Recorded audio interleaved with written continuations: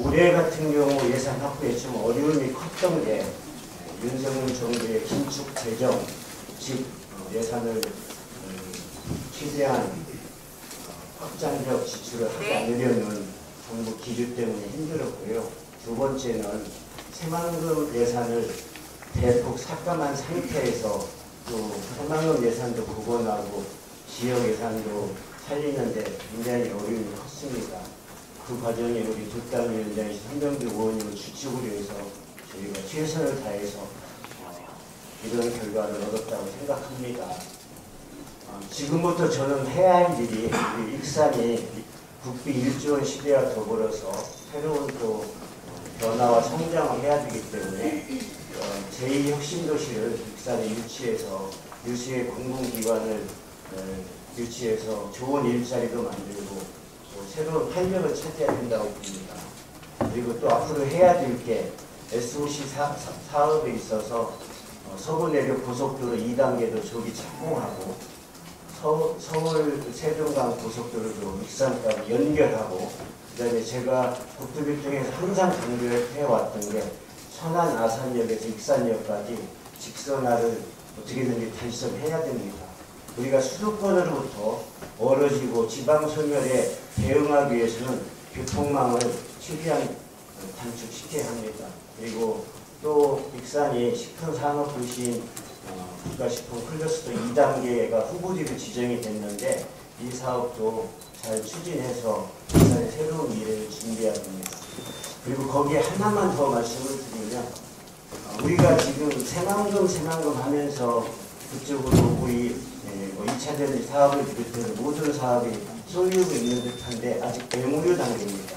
우리 익산도 소부장 기업, 제가 뭐 대기업이나 이런 데 유치한다고 해서 말하기는 어렵지만 그래도 소부장 기업을 유치해서 우리 2차 전참 반도체라든가 디스플레이라든가 이런 새로운 산업들의 국가 전략 산업에 맞춰서 소부장 특화단지를 저도 익산이 준비해 가야 우리가 우리 젊은 세대들한테 익산이 살기 좋은 도시고 일자리가 있는 도시다 이런 걸 함께 하면서 가야 하지 않을까 하는 생각을 합니다. 마지막으로 다시 한번 이렇게 많은 노력을 해주신 익산시청 공무원들, 한병주 의원님, 정원일 시장님께 진심으로 감사드리고 앞으로도 최선을 다해서 시민을 섬기고 익산을 살리는 데 목숨 바쳐 일하겠습니다. 고맙습니다. 다음은 한병주 의원님 나오셔서 말씀 부탁드립니다.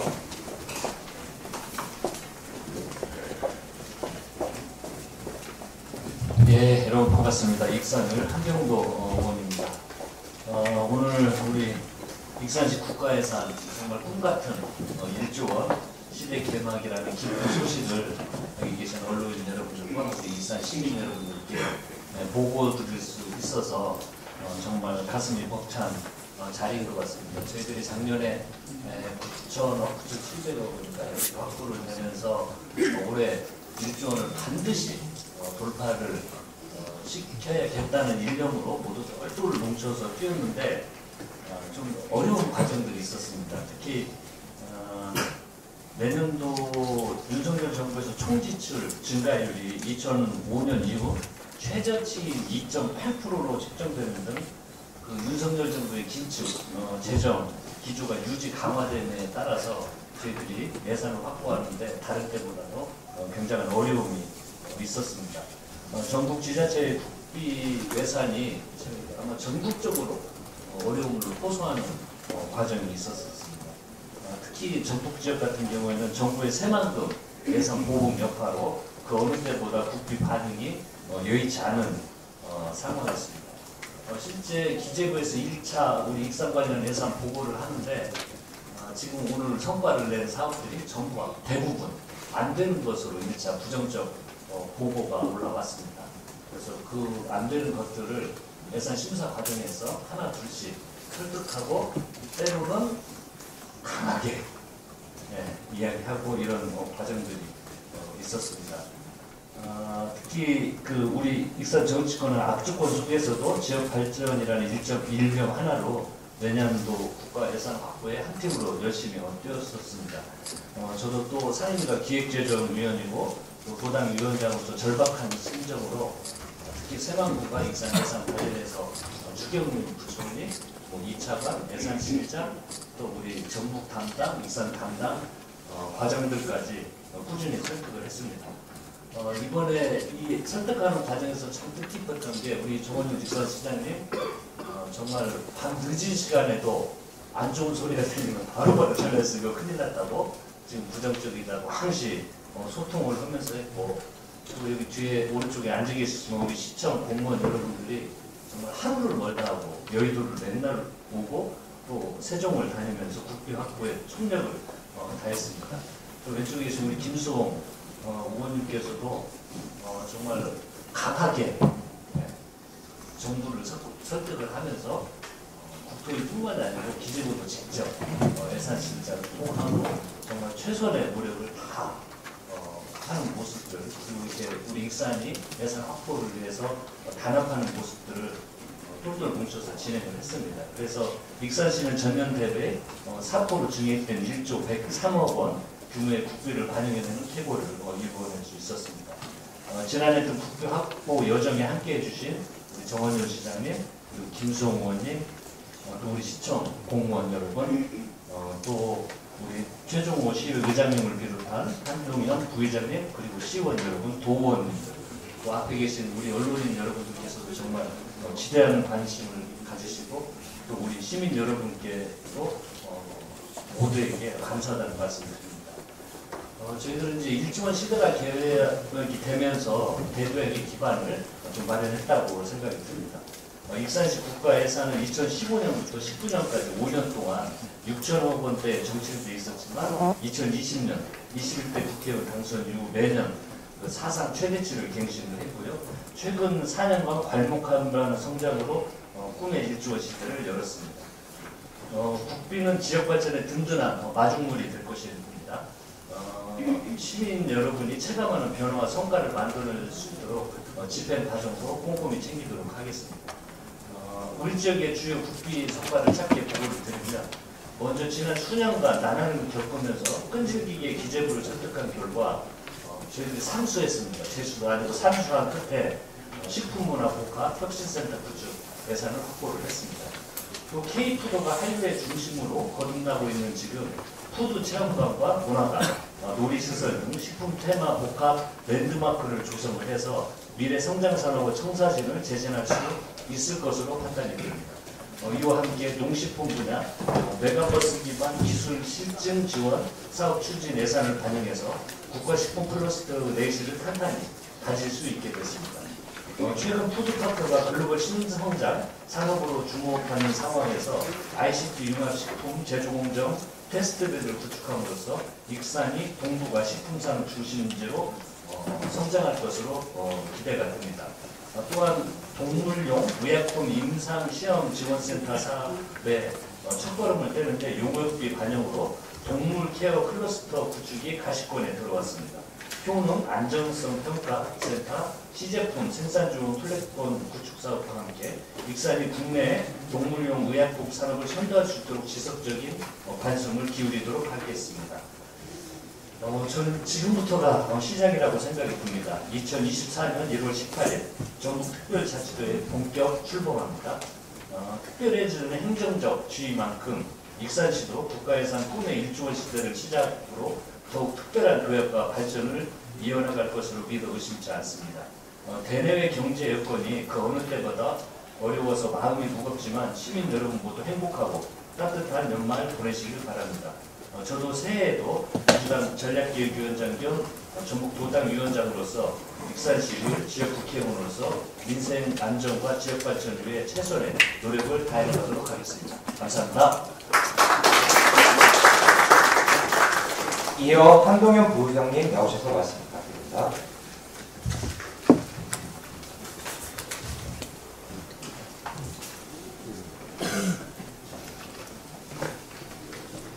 안녕하세요. 만나뵙게 되어 반갑습니다.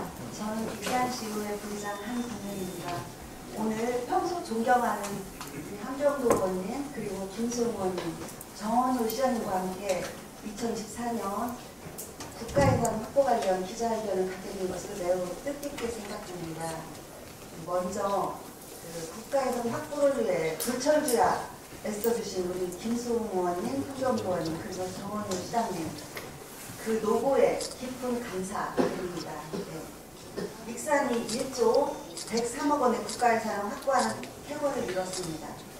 정부의 긴축 재정 기조로 그 어느 해보다도 더 어려운 상황이었지만 오직 시민들의 삶과 익산의 발전만을 생각하며 한마음 한뜻으로 총력을 다해주신 두 분 의원님 그리고 시장님 많은 분들의 노력이 있었기에 가능했다고 생각합니다. 정말 수고 많으셨습니다. 이제 익산은 더 큰 국가예산을 동력으로 삼아 하늘을 향해 기상하는 청룡처럼 더 큰 성장과 발전을 이뤄갈 것이라 기대합니다. 지역 경제를 튼튼히 하고 시민들의 삶을 윤택하게 만드는데 익산시 의회로 함께하겠습니다. 감사합니다.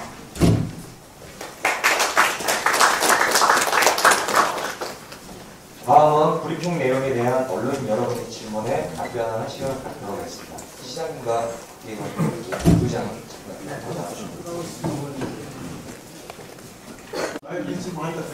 예산을 보니까요. 네.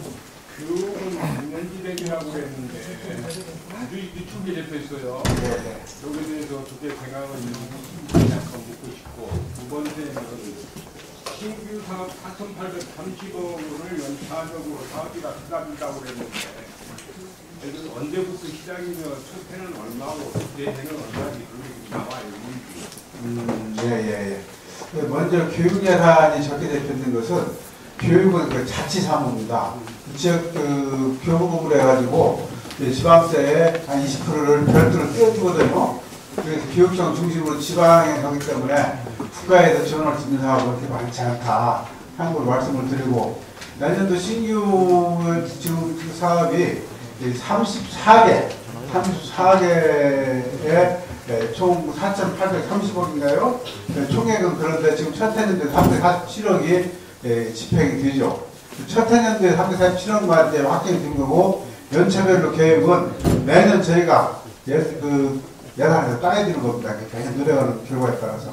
총액은 정해졌지만은 연차정 사업계획은 그때그때 저희들이 대처를 해야 된다 이렇게 말씀을 드리겠습니다. 그러니까 총액이 4,830억이잖아요. 예. 이게 무한정으로 횟수가 갈 수는 없는 거다.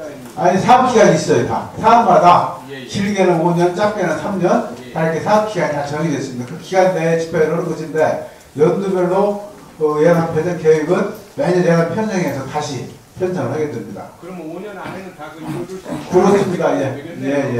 최장이 5년입니다. 보면 제가 사업기간을 보니까요. 예. 감사합니다.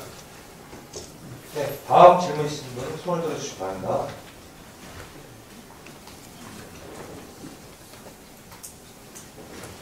예. 그런 얘기입니다. 네. 예산 국가예산 과정에서 아쉬운 부분을 꼭 확보를 했어야 하는데 확보를 못한 예산입니다. 이유가 그것을 얘기하기가 참 그러게, 이번에 저희가 원하는 사업은 사실 100%다 반영이 됐어요. 어디 가서 참 잘할 수도 없고 그냥 전반적으로 분위기가 안 좋은데, 사실 아까 말씀드렸지만 초창기에 거의 100%다 삭감되는 걸로 이렇게 통보가 왔습니다. 그때는 하늘이 누랬었는데 하나하나 살려면서 결국 마지막에는 저희가 그 시에서 이것은 꼭 필요하다 필수 사업이라고 하면 100% 다 이번에 반영이 되어버렸습니다.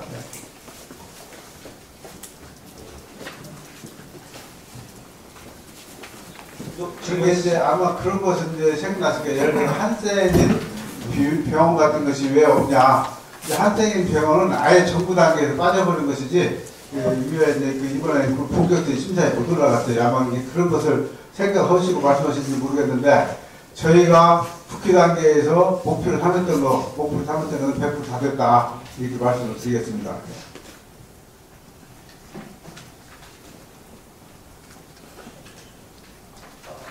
또 질문이 없으신? 예, 조주영 기자님.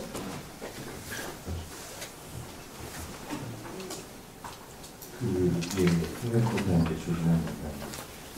문화도시 익산 관련해가지고 문체부 예산이 지금 뛰지 않는 점, 뭐 물론 이걸 보면서 시비로 다 메꾸는 생각이라고 상관이 없겠지만 문체부 예산이 지원하고 뛰지 않는 점에 대해서 진짜 문체부 예산이 상당히 높은 걸로 알고 있습니다. 신규 사업이 34개고 계속 사업이 184개인가요? 계속 사업에 대해서 저희들이 연구를 아는 것이 신규 사업 중심을 말씀하다 보니까 문체부에서는 이번에도 대표적인 것이 그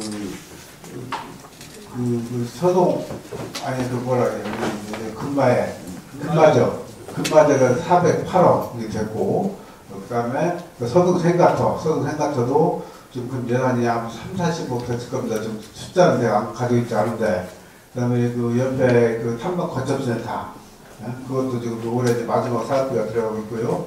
그래서 그 문화 관련 예산, 그것도 문화도시 예산도 연차적으로 5년 동안인데 올해가 3년, 내년에 3년 차지 않습니까? 그것도 들어있고, 그 184개 계속 사업은 저희들이 여기에서 지금 언급을 안 한 겁니다. 네, 송승욱 기자님. 여러 가지 국가예산이 수반되는 사업들 중에 지역화폐가 있잖아요. 정부가 아주 일관되게 삭감 기조를 갖고 있어서 그럼에도 불구하고 시민은 지금까지 해왔던 혜택, 시민 혜택 계속 유지하겠다는 방침인데요. 그럼에도 불구하고 불안해하는 시민들이 많습니다. 근데 워낙 파격적인 혜택으로 시민들의 삶에 직접적으로 영향을 주고 있기 때문에 어떻게 앞으로 이끌어나갈 계획이신지 지역도 다해놓은 간단하게 설명드립니다. 그 원론은 제가 이제 말씀드리고 세부적인 과정을 우리 한선도 의원님, 두 분 의원님이 좀 설명해 주셨으면 좋겠어요. 내년도에도 그 계속 그 혜택이 계속됩니다. 다만 우리가 20% 했던 것을 정부 방침에 20% 하는 것은 절대 안 된다 그래서 10%를 먼저 인센티브를 주고 나머지 10%는 그 다이럼 정책으로 해서 정책으로 주는 것은 괜찮다 그래요 정부가. 각 분야별로 예를 다이럼 택시 몇 프로 더 주고 그다음에 우리 뭐 생산 뭐 장터 뭐 10% 더 주고 그런 게 있잖아요. 그런 정책적 방법을 해서 10%를 보충을 해줘서 거의 20% 수준을 유지해 나갈 것이다. 다만 옛날같이 일률적으로 20%가 아니고 이제 어떤 그 선택적으로 20%가 된다 이 말씀이죠. 그 말씀드리고 그 어려운 과정은 우리 두 분 의원님이 생생하게 설명해 주셨으면 좋겠습니다.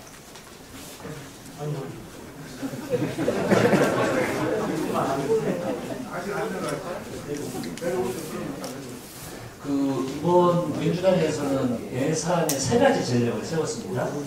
첫째 이제 R&D 부분 그리고 지역화폐, 새만금 이 세 가지는 우리 민주당 안이 반영이 되지 않으면 정부 예산을 통과시키지 않겠다라는 전략적 기조를 잡았습니다.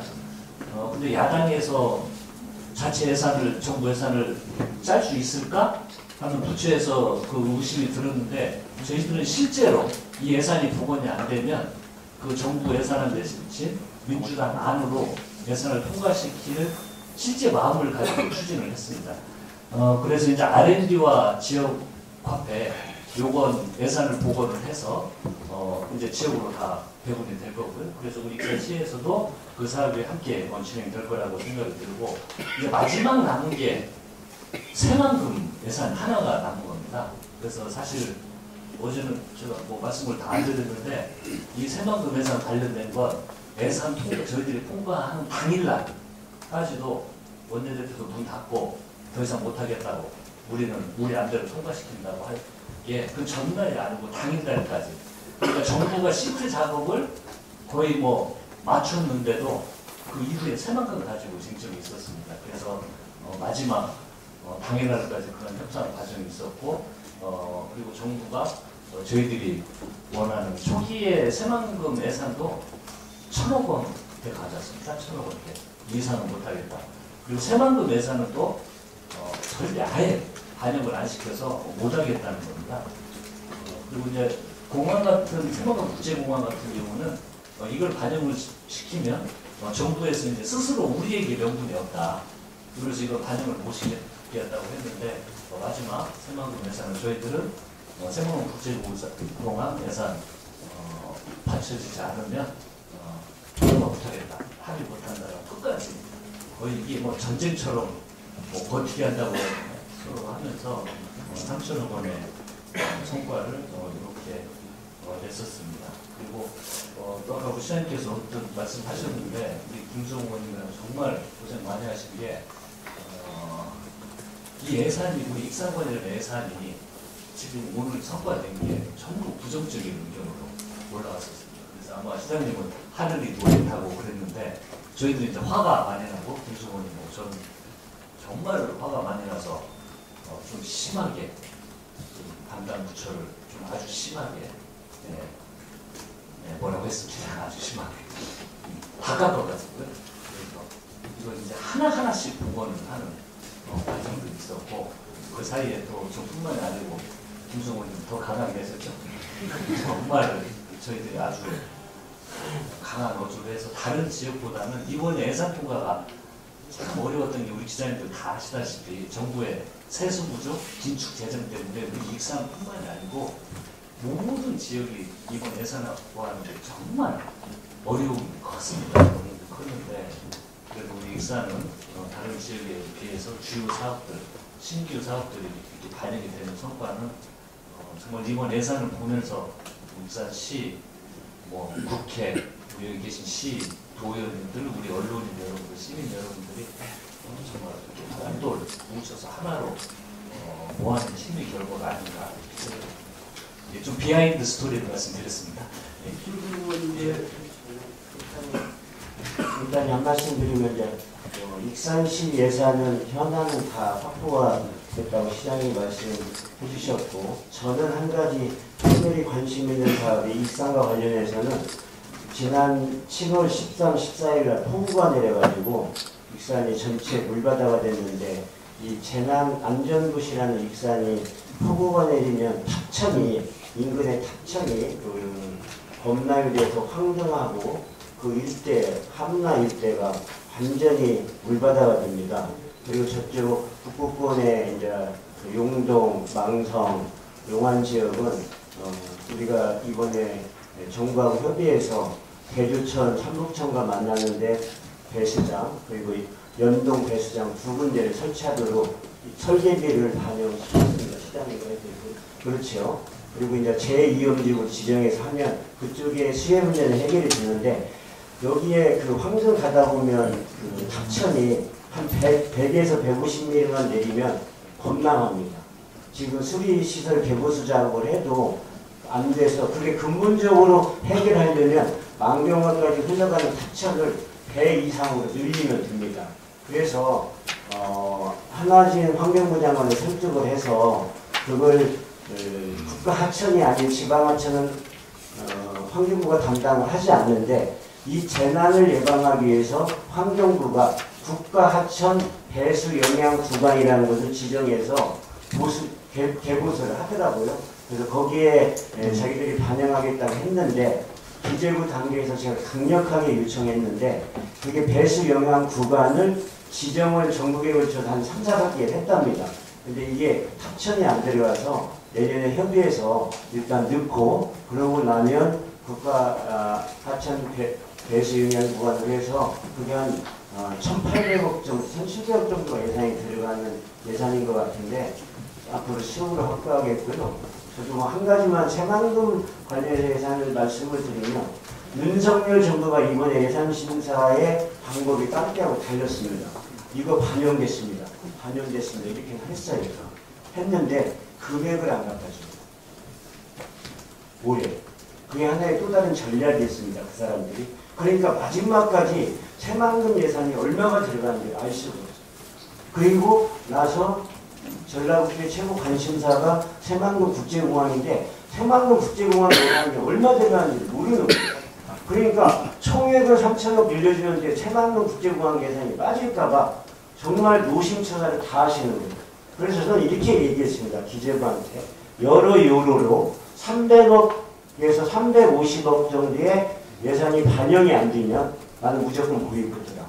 그리고 내가 어떻게 행동하는지 보라 했는데 그 사이로 반영을 시켜주고 중간에 틀림없이 반영시켜주겠다고 답이 와서 우리 한명대 후보님이 세게 얘기했다는 게 여러 사람한테 지휘고하를 막론하고 해서 반영이 됐고요. 새만금은 또 뭐 이 적정성 검토를 한다는데 우리 전북 도민이나 전북에 기업하시는 분들한테 좋은 방향으로 결론이 나오시도록 최선의 노력을 다하겠습니다. 감사합니다. 예. 또 질문 있으면 말씀하시죠. 예.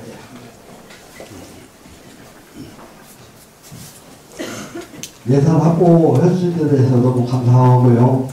제가 이거 위에 하나 더 물어보고 싶은 게 2024년 이제 1월 1일부터는 전국 특별자치도가 되잖아요. 이거에 대한 시민들이나 예를 들어서 언론인들도 그때 기자회견을 특별자치도가 된 뒤로 어떤 기자회견을 하지 않았어요. 이 특별자치도가 되면 시민들한테 어떤 혜택이나 뭐 좋은 점이 있는지 그거에 대해서 설명 좀 한번 해주셨으면 감사하겠습니다. 그리고 많은 사람들이 이렇게 궁금해하고 있는데 사실 1월 18일을 기점으로 해가지고 도와 각 시군에서 대대적인 홍보를 할 겁니다. 사실 내용이 반대해서 그러니까 한두 마디로 정리할 수가 없어서 그 분야별 한국어로 다시 정리해놨거든요. 1월 18일 전후에서 구체적인 그 홍보 내용이 나올 거다 이렇게 말씀을 드리고, 무슨 추가적 질문 있으면 더 듣고 말씀하시죠. 이 일본에는 국가에서 주요 홍보 현황에 보면 일본의 농식품부가 있는데 이 기자도 식품부나 복합 혁신센터 축을 이 내용이 도대체 뭐지? 누구시기 들어서 한번 말씀해 아까 한병도 의원님이 설명 좀 하셨는데 설명 좀 하셨어요. 아까 하셨는데 지금 식품 프로덕트가 일반 산다하고 다른 점이 뭐죠? 일반 산다은 제조시설 만들어야지만 거기는 육작하는 모든 요소가 다 들어가는 거잖아요. 근데 지금까지는 우리가 거의 일반 다른 산다로 차별성 없이 공장만 좋았잖아요. 인자는 진정한 크로스를 만들겠다. 지금 우리가 이제 이태리의 피코의 모델을 생각하고 있는데 거기 가면은 그 안에 돼지 키우는 것부터 해가지고 그 각종 백화점, 식당 뭐 모든 것이 다 들어있어요. 그렇게 해가지고 그야말로 식품과 관련된 것은 거의 대개 2개. 우리가 그것을 좀 지향하는 건데 2단계 때는 본격적으로 그걸 할 겁니다. 1단계 때는 우리가 빨리 실제로 2단계를 하기 때문에 공개 유치하는데 최선을 다했지만은 2단계는 이제 제대로 식품 프로덕트의 모양을 갖추는 거 그것이 중요하고 그 첫 걸음 드는 게 이건데 이것만 가지고는 드는 것이 아니에요. 이것을 모태를 해서 국가사업을 계속 끌어가야 됩니다. 적어도 제가 볼 때 한 2천억은 돼야 이태리가 들 것일 같은데 지금 한 400억 정도밖에 안 되잖아요. 그래서 그 한 2천억 정도는 앞으로 우리한테 숙제로 남아있는 겁니다. 잘 알겠습니다. 네, 다음 일정 관계상 마지막으로 한 번만 더 질문 받도록 하겠습니다. 네, 김성진 기자님. 이제 국가예산 1조 후보심에 대해서 추가 말씀을 드립니다. 그리고 한 가지 이제 새만금에 대해서 이제 국회의원께서 말씀을 많이 하셨겠지만 거기에 대한 질문 한번 드리겠습니다.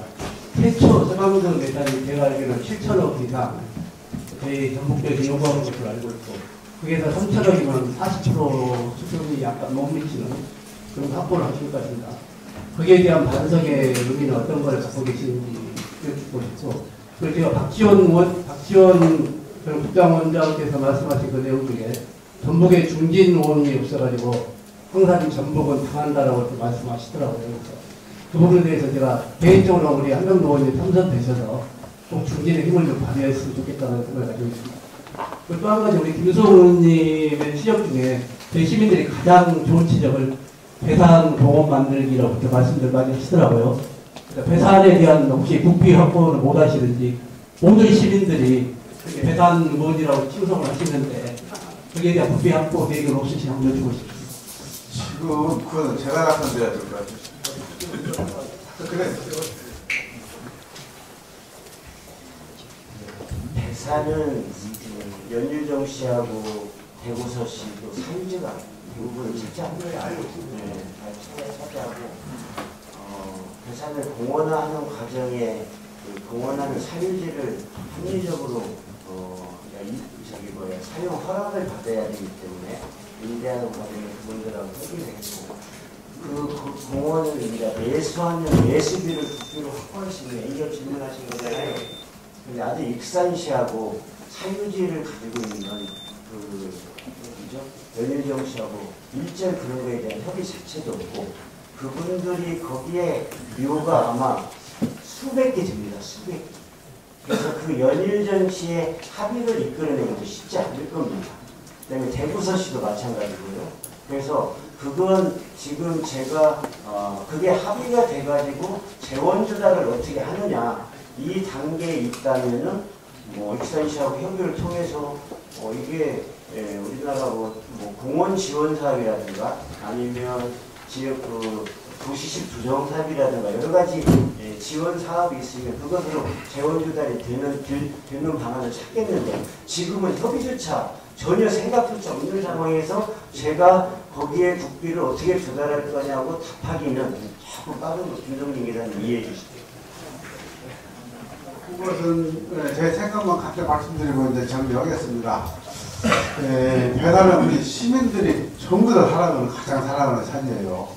사실은 국비 받은 거 조사하는 것도 중요하고 시에 하는 것도 중요하지만은 저는 시민들 현금으로 그 산을 사야 된다.